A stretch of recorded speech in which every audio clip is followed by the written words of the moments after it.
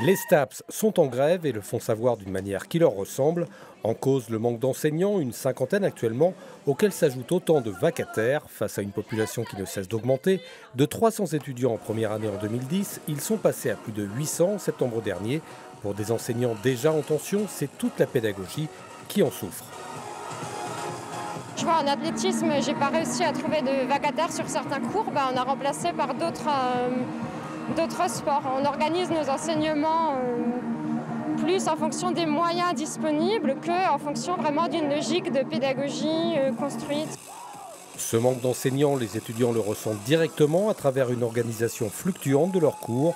Pas forcément grévistes eux-mêmes, ils soutiennent néanmoins le mouvement de leurs profs. C'est beaucoup de reports en fait de cours. Donc c'est un peu compliqué pour nous de gérer aussi avec les examens et ces cours-là justement qui sont reportés. On a beaucoup de professionnels qui interviennent auprès de nous, comme des kinés en anatomie, un coach sportif qui intervient dans des matières professionnelles et on ne sait pas si des fois, s'il va être là ou pas. Donc tant qu'on n'aura pas les 7 postes auprès du ministère. Car si le nombre d'étudiants a augmenté, il n'en a pas été de même pour celui des profs qui demandent aujourd'hui des renforts. Il y a plein de STAPS en France qui ont réussi à obtenir des postes et nous on est le plus gros STAPS de France.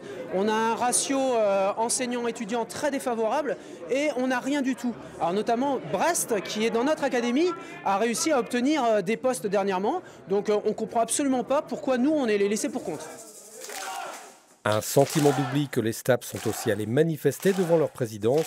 Depuis mercredi, avec cette grève quasi générale et reconductible, aucun enseignement n'est plus dispensé au campus de la Harpe.